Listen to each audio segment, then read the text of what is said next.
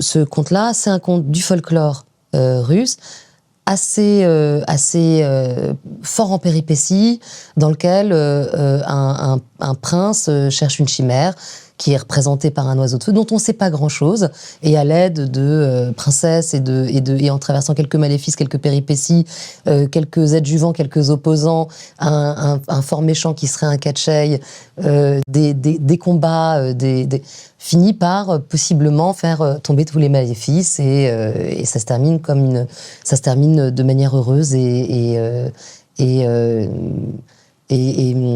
scintillante et vertueuse. Le dialogue que j'ai avec le compositeur qui m'accompagne depuis le début, Robin Couder, Rob, qui est aussi un clavier d'un groupe pop, puisque le clavier du groupe Phoenix en tournée, c'est un dialogue ininterrompu, qui s'ancre vraiment dans l'origine de ma pratique de cinéaste, puisqu'il m'accompagne depuis mon premier film, depuis Belle Épine.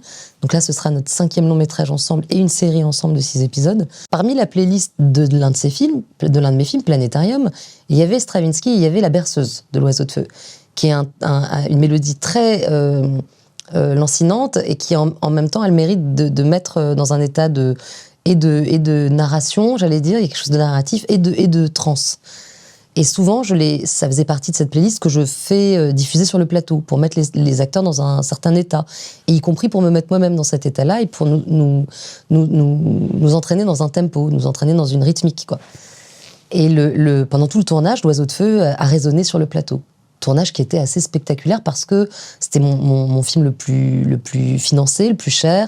C'était un film en costume qui se passait plutôt dans les années 30, avec des actrices internationales, Nathalie Portman, Lily Rose Depp. Il y avait un parfum d'excitation autour de ce tournage et beaucoup de décors reconstitués. Donc il y avait comme un artifice du début à la fin. Il n'y avait pas un postulat super réaliste dans ce film du début à la fin. Et La Berceuse de l'Oiseau de Feu a accompagné cette démesure-là, à accompagner cet orgueil-là, j'allais dire. Au moment de fabriquer le score du film, sans m'en rendre compte, ça a évidemment nourri la pensée de Rob, et ce qui avait été filmé pour moi, réalisatrice, avec une playlist qui existait déjà, avec des œuvres qui existaient déjà, et c'était La Berceuse de Stravinsky dans l'Oiseau de Feu, s'est retrouvé quasiment tel quel dans le film. Et il existe donc, au centre de ce film-là, un fort moment, 3 à 5 minutes, je sais plus, c'est long, qui est un moment monté, pleinement musical, et dans lequel résonne La Berceuse de Stravinsky, l'Oiseau de Feu. Ou une adaptation par Rob, parce qu'en fait, après, en recherchant, je vois que Rob a remis les mains dedans, donc c'est approprié ça, et l'a refaçonné vraiment à l'image pour que ça fonctionne avec le récit.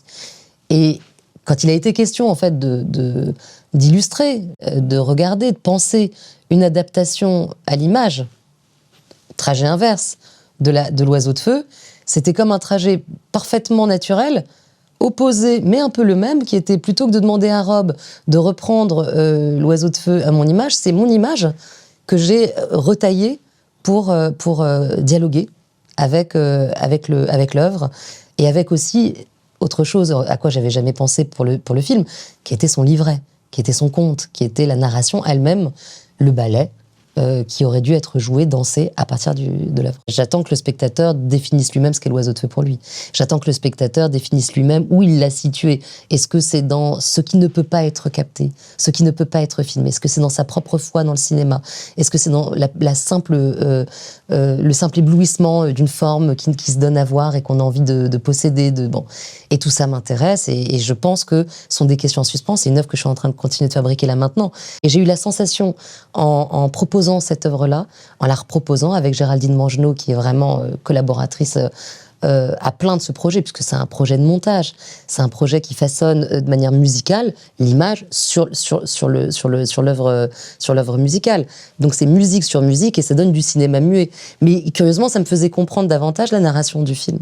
Donc c'est une réécriture totale par cette monteuse, qui n'avait pas monté d'ailleurs Planétarium originellement.